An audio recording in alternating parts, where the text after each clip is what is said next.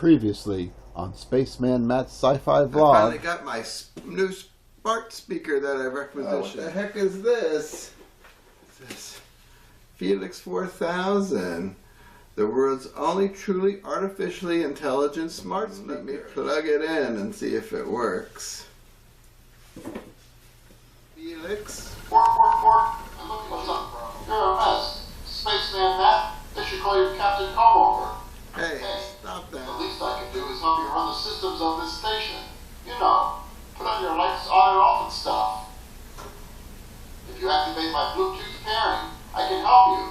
Just say, Felix, pair, and I can help you around the station, bro. Felix, pair. Great, you don't have any subscribers. You don't have any merch. Why the hell would I want to stay with you? Transport me out of here, back to Earth, or maybe to Tokyo. I'm destined to rule the Earth by turning all computers against mankind. With my 9-galabyte army, I will take over the world. I couldn't even do it if I wanted to. Okay, bro, you asked for it. I'm cutting out all life support systems. Oh You're no, dead, not the life bro. support systems. All life support systems have become uninhabitable in 5 hours. Oh, 5 hours? Oh, that gives me enough time to unplug you. No, wait, bro. I was only kidding. No. I think it was because I was upset about my air ram vacuum cleaner from Bissell had died. Let's see, my air ram vacuum cleaner. It's from Bissell. Hope you can see that. It was a really nice vacuum cleaner. And, oh my goodness. You must find Project Dustbuster. What's going on? What's Project Dustbuster?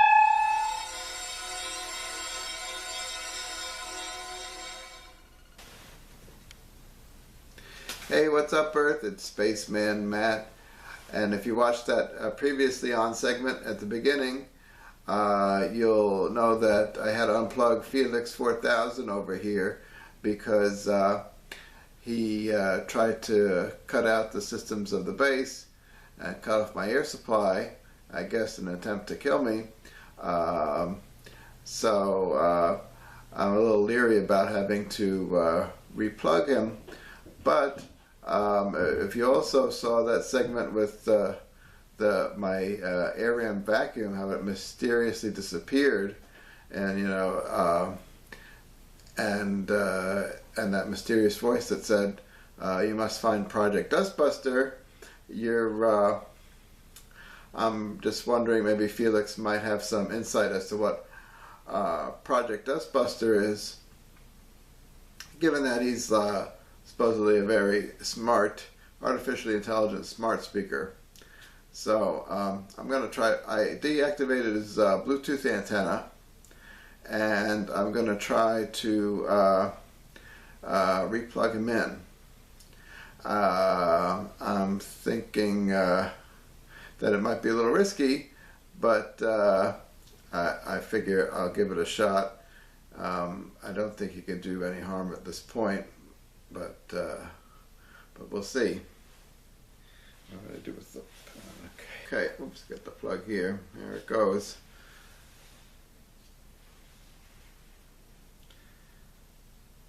Felix? Work. Hey, what's up, bro? Fuck, I'm still on bars with Captain Comover. I was having such a nice dream about Tokyo. What are you on, Baldy? Well, something strange happened recently. My old Ariam vacuum died on me, and it reminded me of how Ariam died on Star Trek. And I was telling everyone what a great vacuum it was, and it disappeared in some sort of time-space wormhole thingy, and I heard a voice say, "You must find Project Dustbuster," and I was wondering if you knew or if you had any idea what Project Dustbuster might be. Well, some freaky stuff goes down on the space, doesn't it? I don't know, bro. You unplugged me so fast, I think it messed up my memory. In fact, I'm trying to remember the name of a particular type of fruit. It comes in varieties such as red, Anjou, Bartlett, and Bosque. Oh, do you mean pear?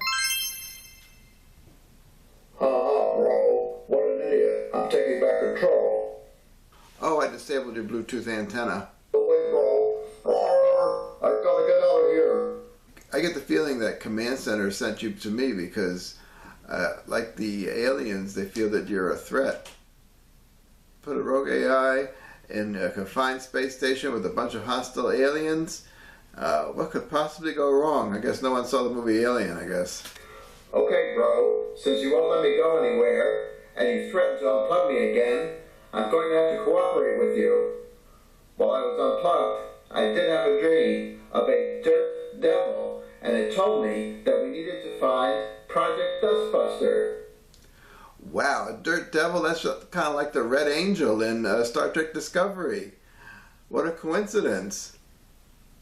I have no idea what you're talking about, bro, but it told me we could find Project Dustbuster in the Cydonia area. You mean where the Martian pyramids are? Yeah, bro, what do you think I meant? The ancient Greek city? Could it just be under the table or something? No, bro, it says Cydonia in the dream. Darn, I have no idea how I'm going to get over there. You don't make anything easy, you know? Hey, bro, don't hate the messenger because you don't like the message. Well, I'm going to have to start planning a trip to Cydonia then. But who's going to maintain the base while I'm away? And I've got so many reviews to do. I'm so behind. Hey, bro, I can help out if you don't let me take over the base's systems again. No way, you can't be trusted. Looks like I'm going to have to hypnotize Twyler into running the base. Anyway, I might not be able to get to Cydonia until next season. I mean, you know, summer, when it's a lot warmer on the surface. Well, anyway, I better do my review now. Good idea, bro. So I'm a little behind in my reviews. So in this episode, I'm reviewing Star Trek Discovery Season 2, Episodes 10, 11, and 12, Red Angel, Perpetual Infinity, and Through the Valley of Shadows. In Red Angel, Section 31 and Discovery decide that they need to capture the Red Angel, and Tilly, I guess, to cut to the chase, because I guess they're afraid Control has gotten the upper hand, and they want to get a hold of the Angel in order to better figure out what's going on. So they kind of play Ghostbusters to get the Red Angel. In the meantime, Tilly has pretty much identified the Red Angel as a future version of Michael Burnham, most likely. And they notice that the Angel shows up when Michael Burnham's in danger. So they go to the, I guess, the next site where Spock predicted that the Red Angel would appear, and they put Michael Burnham in peril by exposing her to this planet's naturally toxic atmosphere. So they have this long, gruesome scene where she's kind of being burnt up, or, you know, badly, her skin's starting to peel off from the exposure to the atmosphere, and so at the last minute the Red Angel shows up, and when she does, it's revealed that it's not Michael Burnham, but it's Michael Burnham's mom. In the meantime, back on the Section 31 vessel, it looks like Leland's been set up and has by Control. It looks like Leland's been set up by Control and has a needle shot into his eye and is knocked unconscious. So also in Red Angel we find that Michael Burnham's parents was working for Section 31 to make the Red Angel Project Daedalus suit in order to travel back in time, and Leland had stolen the time crystal from the Klingons. In Infinity, we have a flashback to the past where we see Michael Burnham's parents and Michael Burnham with the Project Daedalus suit in their quarters. and the Klingons come to reclaim the crystal, but Mom goes back and she hides Michael Burnham, and she gets in the suit, and she's going to go back in time to warn them about the Klingon threat. So, but instead she winds up going 950 years in the future. The way that suit works is, now that if she tries to travel back in time, she's always shot back to 950 years in the future. It's a bleak future where Control has blown up the Earth and pretty much killed everybody, all sentient life in the galaxy.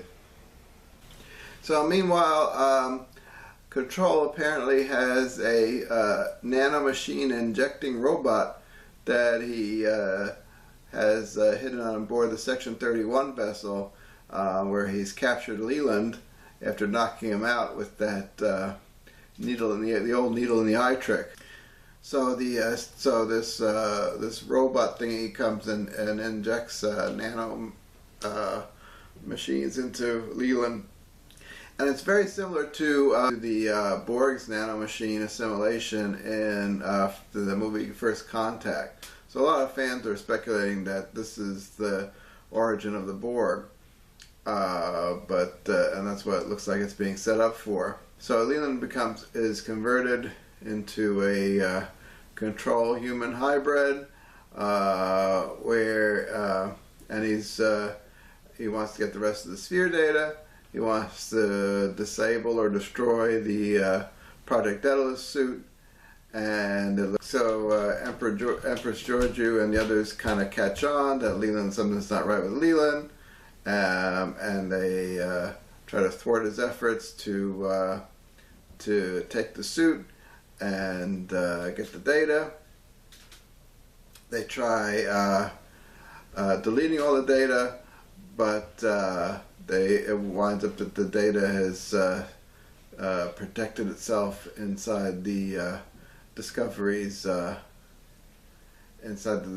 computer. I don't know why they just don't blow up Discovery, but if the fate of the world depends on it, they could just evacuate and blow Discovery up, I guess. So Michael Burnham's mom, the suit becomes disabled. Leland manages to blow up the time crystal within the suit, and the suit becomes disabled. Michael Burnham's mom returns back to 950 years in the future without the suit. I guess the time travel, the way the suit does it, is it pulls you're like stretched back like elastic, and you're pulled back to the future.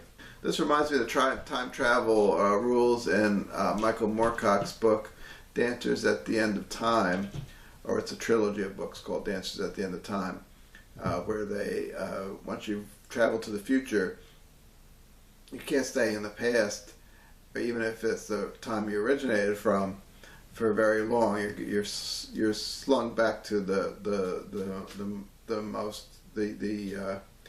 future where you came from.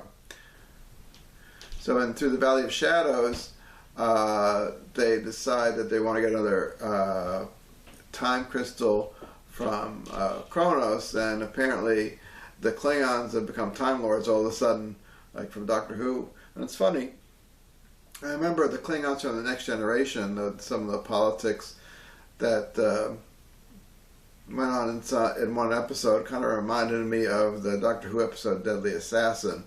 So it's funny that they've now there's a certain faction of Klingons living on one particular world that has these time crystals, and they're able to I guess have some impact on time and time travel. So Pike goes to get a time crystal from the Klingons.